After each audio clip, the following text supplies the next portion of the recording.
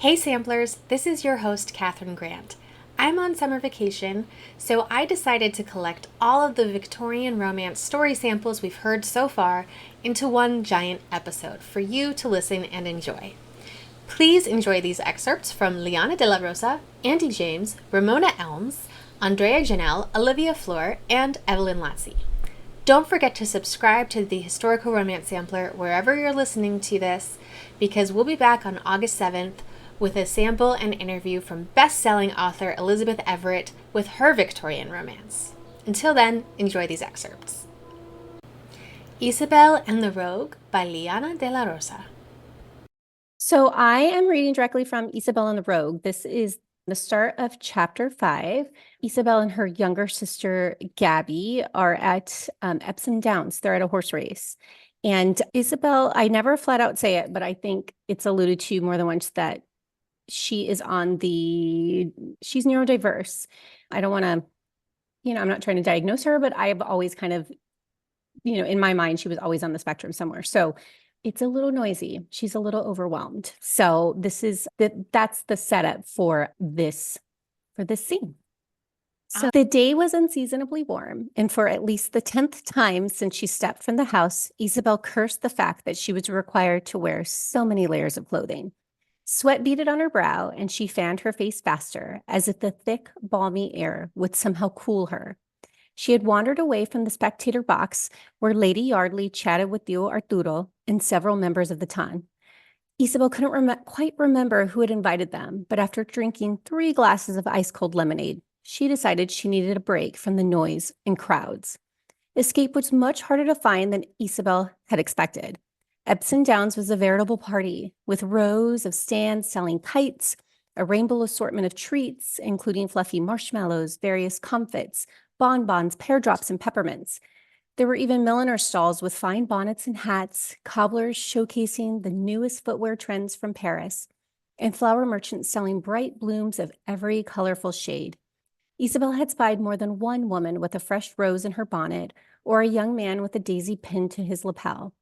In addition to the peddlers and merchants, there were clowns doing silly magic tricks for children, jugglers awing the crowd with their acts, and even a makeshift museum of oddities collected from all over the world. Gabby had squealed with delight over the various entertainments, but Isabel had not known where to look. Her gaze jumped from one sight to the next, the cacophony of voices, a slowly building buzz, until she was forced to press her palms to her ears to muffle the sound. Without taking leave of Gabby, Lady Yardley, or even her uncle, Isabel weaved and darted her way across the lawn towards the shaded canopy of a large oak tree near the edge of the paddocks. As she stepped under its boughs, Isabel ripped the bonnet from her head and swiped the back of her hand across her forehead. "Are you all right?" Gabby asked, panting slightly as she came to a stop by her side. Feeling a bit overwhelmed? Isabel nodded. She had known her sister would ascertain what was wrong. Running away from social gatherings was something Isabel had excelled at. "Well, you look as miserable as I feel," Gabby said. "I thought you were enjoying the sights," Isabel said, stripping her gloves from her hands to swipe her palms down her skirts. Her sister sighed as she looked out across the crowd. "Oh, if I were free to wander about and enjoy the festivities without worrying who may see me and the inferences they may make about my interests or behavior, I'm certain I'd be having a grand time." A swell of affection surged in Isabel's chest. "I'm sorry that everything you do must be a performance." Reaching into her reticule, Gabby extracted a white handkerchief embroidered with ivy and patted her face and the hollow of her neck. "Yes, well, at least we have this short reprieve." With a long exhale, Isabel set her hat back on her head and worked to recreate the bow her maid had tied earlier that day. "Do I really look miserable?" "No, you look perfectly lovely." Gabby batted her hands away and set about tying the bow under her sister's chin. "But I know you, so I know you're out of sorts. I doubt anyone else can tell." "That's because no one pays any attention to my presence," Isabel said without thought. She bit down on her tongue when she noticed her sister frown. "Is that what you believe? That you're invisible?" Gabby questioned, her brows pulled low. "Does it matter?" she grumbled, looking away. "I think it matters to you." Isabel narrowed her eyes at her sister. "Why would you think that? Why should I care about the opinions of people who think I'm beneath them? because my skin is darker than theirs. People who think our country deserve to be invaded for no other reason than we're different from them. Gabby didn't speak, although her hazel eyes were glassy as they stared back at her. Smacking her glove against her thigh, Isabel stepped back and spun about in a circle. This is not my home, and these are not my people. I could not care less if they bestow their fickle attentions on me. A weight pressed down on her shoulders then, and it felt as if she were being watched. Darting her gaze about, she swallowed a gasp when it collided with Captain Dawson's. He stood in the company of finely dressed people in a private box lining the center of the track, far above the rabble that crowded the inner field, much like the box she and Gabby had fled. How had he spied her among the throngs of people? And if his pursed lips were any indication, he had witnessed her peak of temper. Knowing he had been watching while she vented her frustrations made Isabel even more frustrated. Why could she not escape the man? But do you really want to? After their last conversation, Isabel felt it difficult to drum up the animosity she usually felt when she thought of the captain. It's a good thing we're speaking in Spanish, or else everyone in earshot will know of your fiery temper, Gabby said quietly, a hint of laughter in her voice. Pointedly turning away from Captain Dawson, Isabel tucked an errant lock of hair behind her hairdo before sliding her hands down her skirts again. I would not at all be surprised if the gossip rags recruited Spanish speakers to follow us around and report on our private conversations. Mark my words, it will eventually come to that. Gabby groaned. You're probably right. The papers here are positively ruthless. You're being too generous. A lowering thought. Her sister approached until she was close enough to whisper in Isabel's ear, there's nothing wrong with caring about the opinions of others, especially if they're people who care about you. Isabel met Gabby's eyes and swallowed. That would make for a very small number of people. Could that group possibly contain 5 people and a dog? At Isabel's smothered laugh, Gabby pressed a quick kiss to her cheek. I think your group has more members than that. Isabel scowled. Why do you think that? Gabby lifted a shoulder. Just a feeling I have. A feeling, huh? Isabel shook her head. Well, whatever prompted that feeling, I suspect it's wrong. Always so pessimistic. Ouch. Isabel pulled back to spear her sister with a look. And coming from one of the most critical people I know. I assure you, Isa, dear, Gabby said, patting her hand, that however critical you may think I am of others, I am doubly critical of myself. Looping her arm around Gabby's shoulders, Isabel pulled her close to her side. That's merely because you have high standards for yourself and others. That's a gracious way of considering it, querida. Her sister's shoulders sank with a sigh. Do you suppose Lady Yardley and Theo Arturo will allow us to hide here in the shade for the rest of the race? I doubt it. Theo mentioned several important members of Parliament would be in attendance today, and he wanted us to greet them with, as he said, our most charming smiles. Isabel grunted, as if there's anything charming about me. I think he may have confused me with Anna, who possesses more charisma in her little finger than I do in my whole body. Stop it, Isa. Isabel jerked her head back. Perdóname? I hate when you do that. Talk bad about yourself as if you aren't intelligent and interesting, as if you don't casually toss out in conversations the most obscure and fascinating bits of information, Gabby said with a sweep of her hand. But you see how I put people to sleep when they converse with me, Isabel scoffed. I never know what to say or how to act when I'm with them, and it always feels as if they're staring at me like I'm some exhibit in the British Museum because my nerves make me ramble. It's so disconcerting. That's because the ton is full of half-wits. Gabby grasped her arm and shook it. Their idea of interesting is someone choosing to wear an ascot instead of a cravat. They care for nothing that doesn't affect their carefully cultivated and manicured social circle. Isabel didn't know what to say because her sister was right. I thought you didn't care about their opinions. Gabby winged up a brow. They're not our people, I seem to recall you saying. A sound resembling a groan, or maybe even a growl, left Isabel's lips, and she covered her face with her hands. I don't make any sense, even to myself, especially to myself. Isa, Gabby sighed, her muffled steps on the grass making it clear she was moving closer. You make sense to me. I know that while you might not want the good opinions of these people, we can't escape the truth that their opinion can be a benefit or a curse, especially now that the precarious situation at home feels so much more real. That was it exactly. Knowing that their parents' safety, the very future of Mexico's independence was on the line, made Isabel doubly aware of her shortcomings. Not only had she failed to supply any information to Fernando, she'd also fallen short of winning the approval of the very people who could aid her countrymen. Disgust with herself festered in her gut, and that disgust made her defensive. How much easier would life be here if I were like you? As a darling of the ton, Isabel slashed her hand through the air.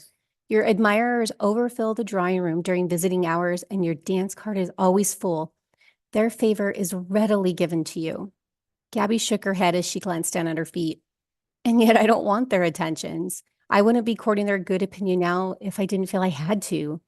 The only people whose approval I've ever tried to win has ignored me as if I was no better than a piece of furniture or a painting on the wall. Flinching, Isabel exhaled forcibly. Aren't we an unfortunate pair, desiring father's approval as if he could ever be bothered to bestow it? Not unfortunate, perhaps misguided. The light in Gabby's eyes dimmed as she looked at her. Whatever the truth is, please know that I admire you, Isa, and it breaks my heart that you think so cheaply of yourself. Swallowing proved impossible around the knot in her throat. Instead, Isabel bit her lip and closed her eyes, completely overwhelmed by Gabby's confession. Bequeathed by Andie James.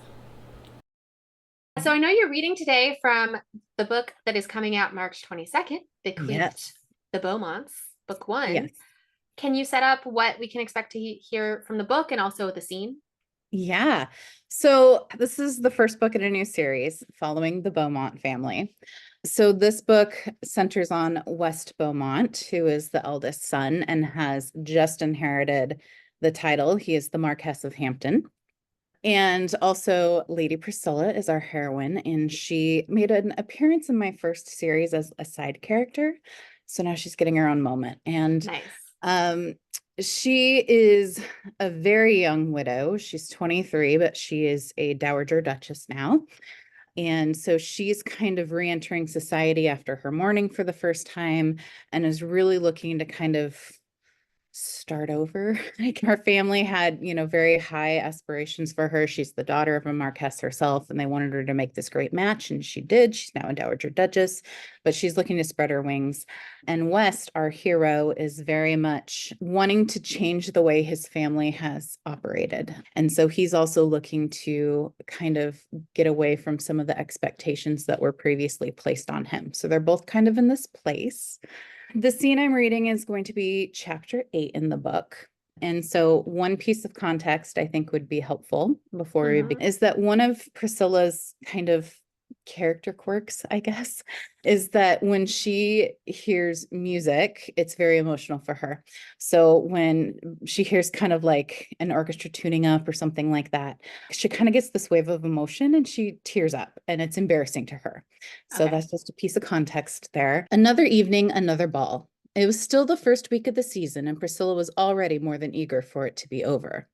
The only reason she had even attended tonight's soiree was that she was still seeking out candidates for the affair that she desired. It was too bad the only man she felt drawn to was the one she refused to consider. But she had genuinely enjoyed her conversation with Lord Hampton the other evening, feeling that in a way she had found a kindred spirit, and she found herself recalling the ease she felt around him often in the last few days. Looking around her, the ballroom was beginning to fill as more and more members of the ton made their way through the receiving line. Across the room, Priscilla spotted her cousin Alice, who was in her debut season. Surrounded by other young ladies, Alice was tittering behind her fan. If the glances towards another young lady standing nearby were any indication, it was most likely at that poor girl's expense. It was like looking into a mirror at herself 4 to 5 years ago. A shiver went down her spine, but she was not surprised. Alice had been raised in the same manner as Priscilla, taught to view herself as elite and above most of the others around her. And as the daughter of a second son, she knew her uncle was pressuring Alice to make a good match and help the family financially so that they would not be so dependent upon her own father. Frowning, she took a step forward to speak with her cousin and almost ran into Lord Hampton himself. Lady Priscilla, he said with a slight bow of the head, We seem to keep running into one another. Yes, almost literally this time, she quipped. Do excuse me. No excuses needed. I should have been watching where I was going. But it is remarkable that we keep finding one another after not having truly known one another before, he said thoughtfully. I hope that's not a bad thing, she teased. Most people tend to find me charming now that I've reformed my competitive ways and biting tongue. His lips twitched as if he were trying to suppress a smile, and Priscilla couldn't help thinking again how much she liked the small crinkles that appeared around his eyes when he was amused. Not at all, he replied, but we should move out of the way unless we intend to partner for the first dance. It looks like the band is about to start playing. Looking up at the musicians in alarm, she realized Hampton was correct as she observed one of the violinists place his instrument beneath his chin and raise his bow. Oh, if you'll excuse me.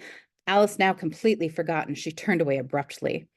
Though Priscilla knew she was being rude, she quickly made her way to the adjoining drawing room so that her eyes would not betray her, creating the need for an explanation should she tear up in front of the Marquess.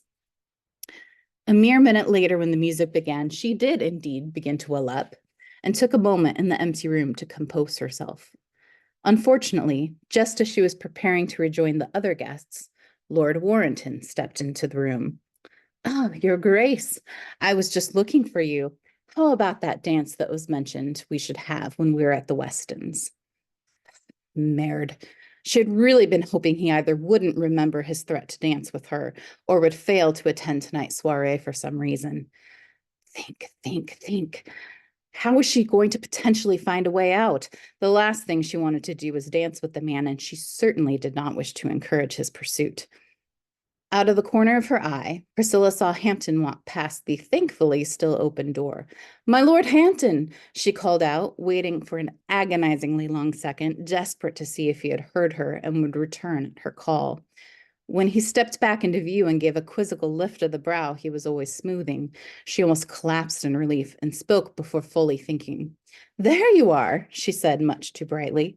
I was about to look for you. Are you ready for our dance now? He looked confused, but blessedly took a further step into the room. You're already engaged to dance? Warrington asked, brow creased in frustration. Yes, I'm so sorry. I'm afraid you're too late to claim this one. I've already promised myself to the Marquess. I do hope you understand. Warrington made a grab for her dance card, and Priscilla had a brief moment of panic as she knew the line for this dance remained empty. Your dance card says otherwise, the Baron said curtly. My fault, came Hampton's voice. Stepping up beside Priscilla, he gave Warrington a placating smile, and she immediately relaxed, knowing he had caught on to the situation and was playing along. We made a verbal agreement when I first saw her Grace this evening, and she had yet to pick up her dance card. You did ask me to pencil you in once I had it, but silly me forgot, Priscilla added, looking up at Hampton gratefully. I suppose it was an honest mistake, Warrington said grumpily. Turning towards Hampton, he added, Didn't mean to step on any toes, my lord. Hampton bowed his head in acknowledgement, and the other man left the room. Oh, thank you, Priscilla said, wilting into a slump next to her savior. She reached out and impulsively placed a hand on his arm, feeling its warmth even through her gloves and his sleeve. Truly, I can't thank you enough. He placed his own hand atop of hers, looking at her intently, and her breath stuttered. The only thing that saved her from making a fool of herself was catching movement out of the corner of her eye. Turning to look, she saw Lord Percy approaching. He, too, had insinuated earlier in the evening that he would be seeking her out again later. Oh, dear God, not another one. Hampton looked up at her exclamation and examined the man making his way towards them. Another of your many admirers, he drawled. Quick, help me, she said, beginning to panic. Then Priscilla acted without thinking once again, which seemed to be a pattern that evening. Surging on to her toes, she grabbed the back of Hampton's neck before drawing him down into a kiss. All thoughts, including the impending encounter with Lord Percy, fled from her mind. The only thing Priscilla was capable of focusing on was the soft press of his lips against her own. It was as if everything in the room around her faded, and she knew instantly that she was in trouble. West was lost. Nothing in the world existed other than the feel of her soft lips and the press of her body against his. When she pulled back a mere centimeter and looked at him with shock-widened eyes, he fell helplessly into their depths. "Scylla," he whispered. He was still somewhat dumbfounded when Lord Percy's bumbling intruded upon the moment, snapping them both back to attention. Lady Priscilla jumped back as if his arm, which had come around her back at some point, had scalded her. "I'm so sorry, Your Grace," Percy said, stumbling backwards, clearly shocked to have come upon her in an embrace. "I did not realize you were seeing anyone. I will leave you with your sweetheart." The man quickly departed, still looking a bit dazed. "Oh dear," she said in a small voice, lifting a hand to press her fingers against her lips. "I'm afraid I acted without thinking. I only meant to deter him, but now he believes you are courting me." "So let him think it," West managed to say after his breathing returned to normal. He could still feel the ghost of her lips and was loath to use his own should it quicken the fate of the sensation. But more than anything, he wanted to reassure her. "He should leave you alone for a while now. No harm in that." "Yes, but..." She was clearly still distressed, so he reached out to place a hand on her arm and ground her. The touch was electric and had the opposite of his intended effect. Her eyes jumped up to his, and she pulled her lower lip between her teeth, causing his gaze to focus there. "Oh, what a mess I've made," she cried, turning away from him. "Yes, I did want him to leave me alone. I want them all to leave me alone, but I didn't mean to implicate you. I acted without thinking and now will cause a scandal for being so brazen in public." She quickly turned back his direction, and he could see how agonized she truly felt by the furrow of her brow.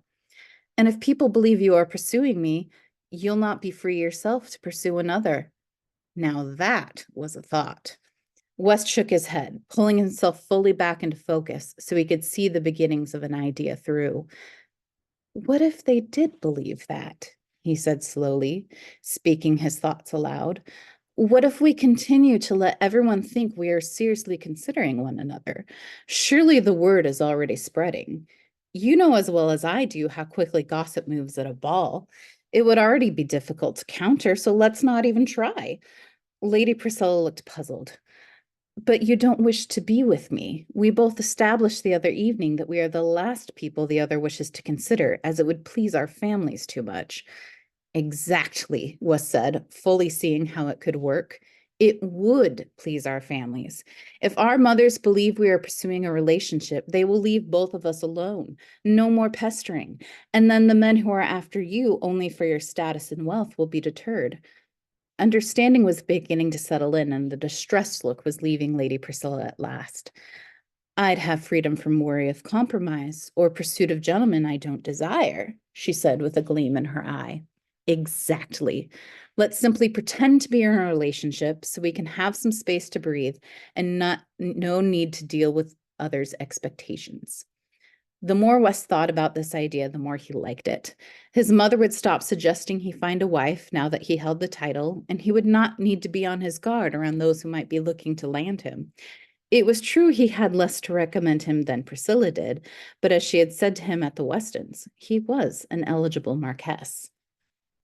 Now he just needed to convince Lady Priscilla of the plan, but she was starting to look worried again. "I'm not sure we'll be able to pull it off.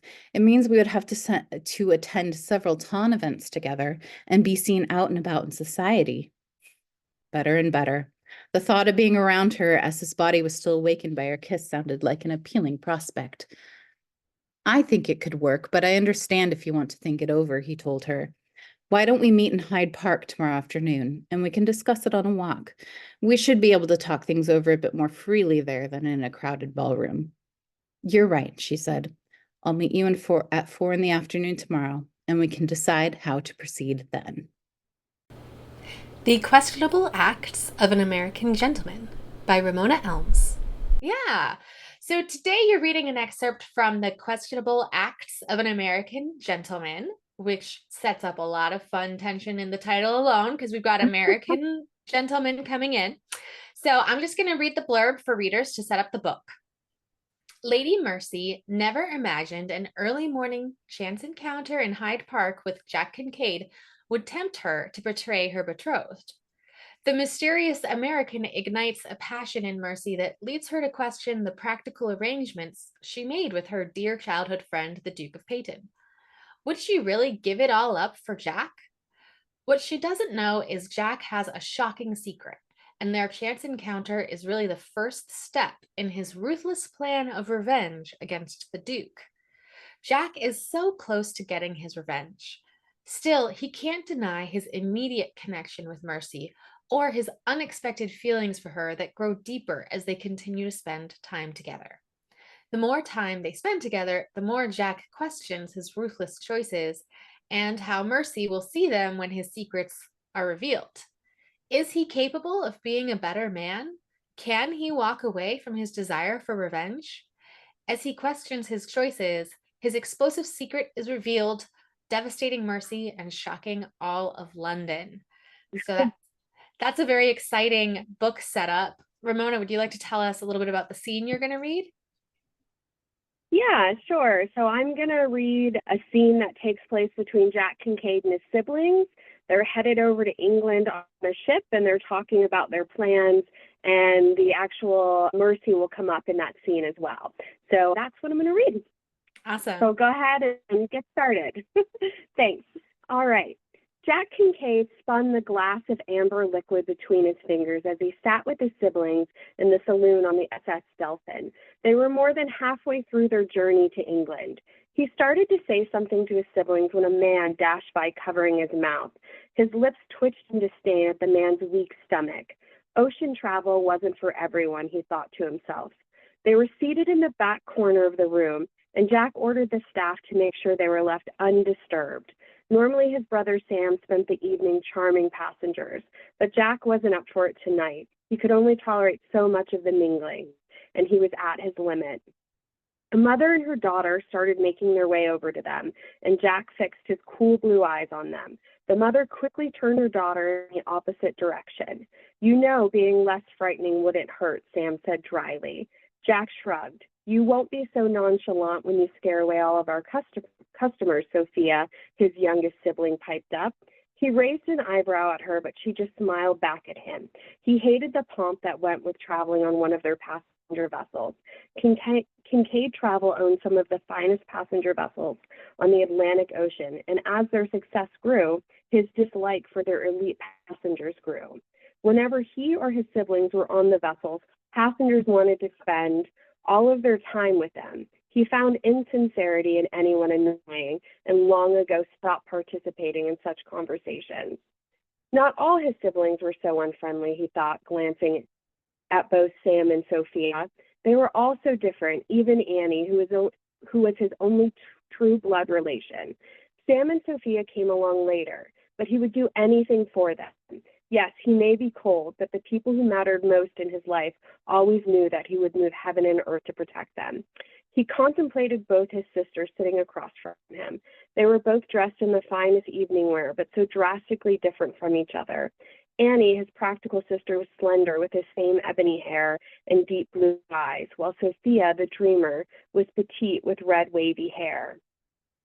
And Sam, well, he was something else altogether. He didn't know a lady who wasn't easily charmed by his lazy smile, blonde hair, and strapping frame. Jack rolled his eyes as his brother smiled at a lady sitting across the room. Yes, Jack could admit it to himself. He was the least friendly of their makeshift family. Are we all prepared to go forward with the plan? Annie asked them. They were on the verge of setting their plan in motion. The voyage over to England was only the beginning. The next steps were to ruin his uncle's family, who had taken everything from them, and reclaim their inheritance. Jack felt the rage within him simmer, but he kept it under control, refusing to show any emotion. He learned a long time ago, thanks to Mrs. Seawald, that it didn't benefit him to show his anger. I'm bored with this question, Annie, he said. We are almost to England. I think we are all in agreement. She nodded, satisfied with his answer. They waited 22 years for revenge. Without thinking, Jack touched his father's ring where it lay hidden in his jacket. He and Annie had been through so much since the day they were abandoned at the orphanage. He would always be grateful that those years brought Sam into their lives. Sam, unlike them, was born on the streets of Philadelphia and had acquired a bevy of skills from an early age that helped him survive. Without him, Annie and he wouldn't have survived in the orphanage. Jack wasn't an emotional man, but one night after Sam and he were well into their cups, he had confessed as much. He could still remember Sam's shocked expression and his adamant declaration that it was Annie and he who had saved him. After plenty of arguing and more drinking, they agreed they saved each other.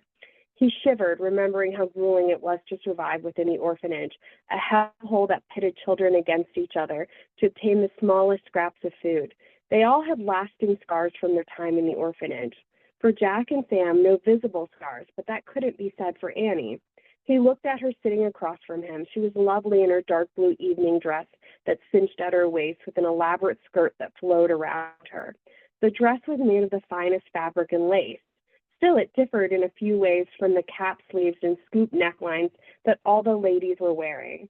The sleeves cinched at the wrist and the neckline sat high above her collarbone. He would love to say she wore her dress differently to stand out, but in truth, all her dresses were designed to hide the lasting effects of Miss Sewald's care. He clenched his jaw. Revenge and justice couldn't come soon enough. Ultimately, the Paytons were the cause of all that had happened to them. Are we sure they knew you and Annie survived the illness? Sophia asked in her light voice. Of the four of them, she was the youngest and most sheltered. Sophia didn't come into their lives until after they left the orphanage when the Kincaids adopted him, Annie, and Sam. If any of them questioned their tactics, of course it would be Sophia. Jack, Sam, and Annie often worried their sister was too kind-hearted. They knew, Annie said quietly. What do we gain from ruining them? Your cousin and aunt are still your kin, Sophia said. They meant nothing to him. He had pushed away any loving memories of his aunt and cousin long ago.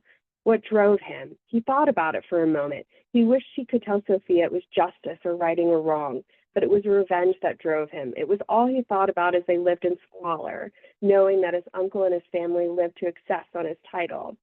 From what he learned, his cousin wasn't much different from his uncle. Everything continued to be squandered since he became the Duke. Jack felt no sympathy for him. He drank the brandy in his glass in one gulp, enjoying the way it almost numbed the rage within him. Revenge or justice?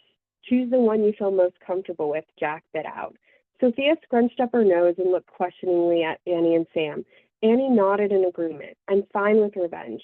I want that family to pay. When we reclaim the title for Jack, I want them left with nothing. Sam walked over to Annie and squeezed her shoulder reassuringly. I'm with them, Soph. Sophia let out an exasperated sigh, clasped her hands together. Jack knew the thought of revenge did not sit well with her. She struggled with it. Her kind heart made it difficult to support destroying anyone. Do you really think my parents, your adoptive parents, would want this for you? Yes, I think they would want you to reclaim what belongs to you, but ruining people and sending them to debtor's prison. I can't imagine you would do this if they were still alive, she said, her voice breaking slightly at the end. She was right. They would hate their plan. Still, his adoptive father, Joseph, knew about his desire for revenge. He knew it drove him. Jack pushed away the nibble of emotion that tried to pull him back from his plan. We all agree to this or we don't do it, Jack stated. The siblings were all quiet, waiting on Sophia's response. She sighed and said, I will always be with you. There's no one I love more in this world than the three of you. I just worry it will end up causing us more harm. Her chin quivered and she pursed her lips. She looked down and studied the intricate flower design on her dress. Jack shifted in his chair, uncomfortable. She was upset with them. Annie, not one for nonsense, rolled her eyes and said, out with it, Sophia. Sophia's emerald eyes flashed. She may be the nicest of them, but she never let Annie intimidate her. What if the girl? Her question startled Jack. The girl was the farthest thing from his mind. They recently learned his cousin had become betrothed, and they planned to use her for their plan. What of her? She will get hurt. Annie snorted and seemed amused by Sophia's concern over a lady of the peerage. What does it matter, Soph? They marry for money and status. She will be a duchess. Sophia frowned at her, clearly unhappy with Annie's response. Of course it would be Sophia who thought about the lady's concerns. Yes, but she will still be ruined. Again, I'm with you, but promise me that you will do your best to protect her. Jack often wondered what Sophia honestly thought of him. Yes, he needed to ruin the lady in question, and there would be a scandal, but he would take care of her, and as Annie mentioned, she would still be a duchess. Sophia, I'm not a monster. As my duchess, the lady will be under my care. She will have my protection, he said. What about love? What if she wants children? Marriage is forever, Sophia said, causing Sam and Annie to snicker. He glared at both of them. He didn't want to have this conversation with Sophia. His sister had a library full of novels focused on love. She more than any of them dreamed of love and fairy tales. Jack himself didn't require that. He didn't want her getting any crazy ideas. So he callously retorted, I imagine I will have to bed her and get her with an heir, and after that she can do what she likes. Sam and Annie doubled over in laughter, causing the people in the saloon to stare at them. Jack glared back at them until they awkwardly turned away. When he turned back, Sophia's face was almost the shade of her hair. She stared back at him, her lips pinched together with tears forming in her eyes. Jack instantly felt bad. He crossed the line with his remark. I'm sorry, that was wrong of me. I promise you she will be cherished and cared for. Annie snorted and he glared at her. I'm not a monster. Annie smiled mischievously at him. For a moment, he saw the young, bubbly girl she used to be. He loved it when she smiled. Sam was shaking his head, and Jack looked at him questioningly. Perhaps if you're going to try to woo this lady, maybe not look so harsh. Even in Philadelphia, most innocent young ladies were terrified of you, Sam joked. Jack scowled at him before throwing his head back and laughing, surprising everyone. Sam was right. He glanced at Sophia, who was still watching him with a serious frown. He sighed and said, Soph, I promise she'll want for nothing. She gathered herself and smiled mischievously at him. I hope you fall madly in love with her. He shook his head and rolled his eyes, but remained silent. He didn't want to crush Sophia's fantasies by telling her that he had seen too much to believe in fairy tales the way she did. How Frances Wainwright Learned to Love by Andrea Jenelle. This is the story of the second sister and the second Wainwright sister, the first sister story released in November of last year.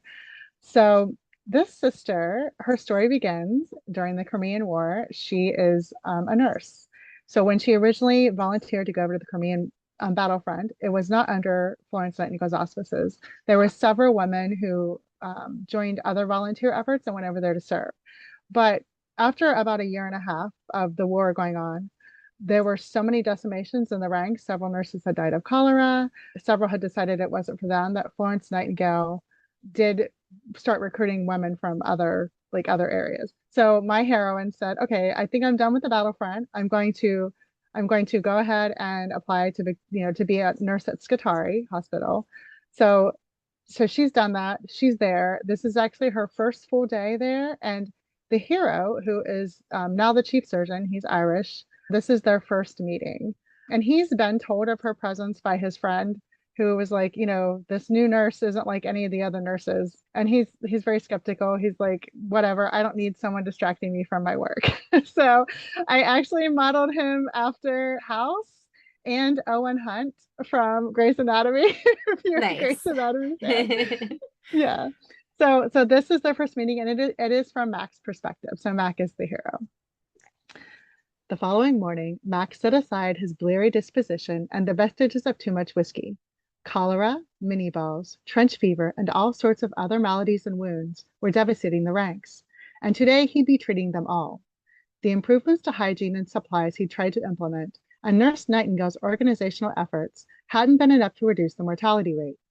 It still hovered around 40%. Although he looked forward to proving Hotchkiss wrong, catching a glimpse of the new nurse would be nigh impossible. He removed the watch from his inner pocket and sat down beside the youth they'd operated on last night. The boy was still asleep, and his pulse was sluggish but steady. Although he'd taken every precaution, his care hadn't erased the likelihood of infection. He snapped the watch closed and pulled out his stethoscope. There was a gaggle of nurses headed his way. They were packed so closely into the waddling formation, they nearly tripped on each other's heels. Except for the straggler at the end of the ragged queue, she followed unobtrusively, like she wanted nothing more than to blend into the background and remain unnoticed. He wondered if she was the nurse Hotchkiss had been raving about, and his curiosity was piqued. He figured he would discover her identity soon enough and turn back to the once ready-cheeked youth lying in the cot. He needed to assess the patient's likelihood of survival beyond this night, because the youth's heartbeat was a trifle erratic. Mac wondered if they had any digitalis in their stores. He was rising from his crouch beside the bed, satisfied the boy would make it into the next day, and intent on rummaging for digitalis in case he needed it later, when he came face to face with the new nurse. An indrawn gasp, like the snick of a lock rhyming home, cut through the relative silence behind him. He swiftly turned and caught the flutter of a hand falling to the side, like a moth trapped in the sliver of gaslight. He immediately leapt to the rescue and managed to scoop her up mere moments before she tumbled to the floor. You needn't have caught me. Her eyes were fastened on his, and they were such a stark midnight blue, he grew winded on the spot. It was like looking at the horizon against the backdrop of green meadows right before a storm. The golden freckles sprinkled across the bridge of her nose found out like the soft down of fledgling bird wings over her cheeks, and he wanted to connect them with his fingertips. Her hair was deep, dark sable, not nondescript brown. Her skin was luminous, like she danced through a cloud of the fairy dust his mother had always believed in. She wasn't mousy. She was the furthest thing from mousy he'd ever encountered. Let me reiterate, you needn't have caught me. Her words shattered the silence and reminded him where they were. Mac had scoffed at what he thought was Hotchkiss's hyperbole last night. He'd been confident he had the moral fiber to resist whatever temptation was posed by Nightingale's newest nurse. But now he was stricken speechless, just as Hotchkiss had predicted. You were looking forward to ruses, then? I've borne much worse. Her voice was a husky alto with a hint of broad West Country accent. It reverberated through him, just like her eyes. He fell into the promise of the sweet, warm weight of the curves nestled against his chest. She was all lush bounty in the cradle of his arms, and it was only too easy to imagine the satin of her skin behind the cage of her corset and crinoline. Her gaze was focused on him like the lure of the moon-clad night in the Byron poem Hotchkiss had referred to, a stupidly romantic poem Mac had often scoffed at. He'd been as certain of Hotchkiss's hyperbole as he was of the man's intolerance of more than 2 fingers of Irish whiskey in a sitting. For once, Hotchkiss hadn't been exaggerating. That lack of exaggeration made Mac irrationally angry. He didn't want to notice her eyes. He didn't want to relish the curve of her body in his arms. He didn't want to acknowledge the helpless way his gaze dropped from her spangled midnight eyes to the pale pink bow of her lips. Sheer temptation disguised in gray wool. Sheer temptation he wanted to taste. He wasn't a poet, and he never claimed to be one. The only verse he'd ever memorized was bawdy limericks. But he was now convinced her eyes would inspire any man to compose a sonnet, even one who'd only memorized naughty limericks. Are you okay, madam? He gruffly asked. He didn't bother reining in his impatience or disguising his irritation. She was both impossibility and possibility, only missing a pair of wings, and the lack of feathers brushing against his knuckles where he clasped her upper shoulders was almost a shock. Surely she'd fallen from heaven and was there to drag him to purgatory. He didn't have time for a taste of heaven or a descent into purgatory. He wanted to drop her to the floor for making him consider an indulgence in either of those things. He suspected she had the potential to shred the delicate balance of his life. He had no room for emotional entanglements or sparkling, watchful midnight eyes. If he wanted to rise in his profession after this infernal war, he needed a spotless reputation and a match that improved his social standing. The quality of this woman's scuffed boots, and the fact she was here instead of cultivating a genteel existence, shouted her station in life louder than any flower seller hawking watercress and violets. He'd wager her beginnings were as humble as his own, and he needed a helpmeet who would guarantee him access to the sitting rooms his Irishness would bar him from. The endless barrage of sweating, dying, blood-soaked bodies bombarding the hospital drove a man to the dark places inside his head. There was no room or thought left to spare for dwelling on the dubious charms of one of the newly minted nurses. But if she so much as shifted, he feared he'd tumble head over heels like a flimsy house of cards. She chewed her bottom lip, the picture of trepidation, and he bent his head to soothe away the mark. She floundered in his arms and jerked backward like she'd just laid eyes on her own fetch. Her flailing reminded him they weren't alone. Her eyes and that bitten lip had rendered him oblivious to the audience. When he turned and set his scrambling cargo firmly on her feet, Mrs. Nightingale sniffed in disapproval. The other nurses avidly glanced back and forth between them. The hushed murmurs of the ward signaled his uncharacteristic behavior hadn't gone unnoticed.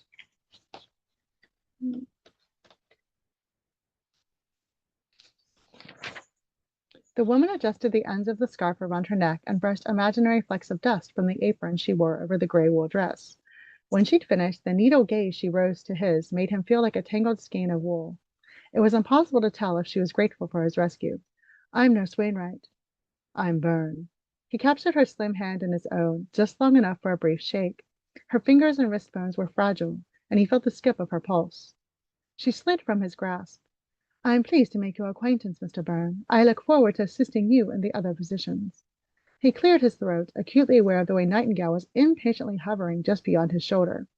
She hadn't interrupted yet, but he was well acquainted with her brash manner and knew an interruption was imminent. As I'm sure Nurse Nightingale has conveyed, the conditions here are anything but optimal, and we require all hands on deck. He nearly winced at the naval reference. I hope the sight of blood doesn't always have this effect on you. Her mouth curled at the corner in a half smirk. It doesn't. I'm sorry you had to step in and rescue me. He wanted to wipe away that smirk with a pat of his thumb. I hope you aren't normally queasy, Miss Wainwright. You won't last long if you don't have a stomach of iron and the will to match it. She bracketed her hands on her hips, and he braced himself for a set-down. She was anything but meek and mild. Hotchkiss was delusional. I'll thank you to keep your opinions about my staff to yourself, Mr. Byrne. I assure you they are well prepared for their duties. Mrs. Nightingale finally interrupted. Cormac should be thanking her for the interruption, because facing this woman felt like maneuvering a flimsy canoe between treacherous coral reefs that would rip it asunder. It would be wise to welcome the interruption. Instead, he resented it, but he had no choice other than bowing in her direction. My humble apologies for any slight. I did not intend to impugn your staff. She sniffed again. In the future, please keep your observations to yourself, Mr. Byrne. They are both unsolicited and unwelcome. Nurse Wainwright joined us from the battlefront, where she was administering care with Miss Siegel and other volunteers. I assure you the sight of blood does not make her squeamish. Mac Riley saluted her. As if she sensed his irreverence, Nightingale's nostrils flared and her eyes narrowed. I do not appreciate being mocked. I will be reporting your flippancy to your superiors. So she hadn't heard the news. He took great relish in being the one to inform her of the new chain of command. That may be difficult, Nurse Nightingale. Dr. Huddleston was relieved of his post and sent packing to London 2 weeks ago. I've been promoted to the position of chief surgeon. Her shoulders stiffened, and the Siberian winter in her eyes clearly indicated she didn't agree with the decision to elevate him. He knew her opinion was shared by many because he was nothing more than the orphaned, jumped-up son of an Irish tenant farmer. She and his colleagues always leapt at the chance to remind him of his humble beginnings. You have my congratulations, she bid out. The new nurse watched their exchange with a sly smile. He imagined she was smiling because she felt he was getting the comeuppance he deserved. Do you find our exchange amusing, Nurse Wainwright? Barked Nightingale. Anything but a mouse widened her eyes and vigorously shook her head. No, Nurse Nightingale, I was simply remembering the way my sisters and I always jockeyed for the upper hand. I believe that the spirit of cooperation should always be employed to achieve the best results, especially when we are spread so thinly and must care for so many. From the mouths of babes. My apologies again, Nurse Nightingale, to you and your staff for my glib conversation. Nightingale inclined her head in a cursory nod. Apology accepted, Mr. Byrne. Come along, Nurse Wainwright. We haven't time to lollygag. You can spar with Mr. Byrne when you find yourself assigned to his floor. He sketched a bow in their direction that was met with a loud harumph. He was lost in thought, watching them walk away, when someone slapped him so hard on the shoulder he staggered forward. What'd I tell you, old chap? A sight for sore eyes, ain't she? The way she was looking up at you when you caught her makes a man think of inappropriate things. Hotchkiss's comment settled in Cormac's gut like a venomous barb, reminding him of his inconvenient reaction and ill-advised near loss of control. He'd been on the verge of bloody kissing her. We should speak of them with respect, no matter what we think of the necessity of their role, Hotchkiss. It's inappropriate to speak of Nurse Wainwright as you would a woman of the streets. Hotchkiss's brows flew into his hairline as he guffawed. Ha! Oh, I see how the wind is blowing. Already ensnared you, has she? It's not like that. He couldn't afford the possibility of something like that, not if he wanted to keep his new position and use it to leverage a lucrative career when he returned home.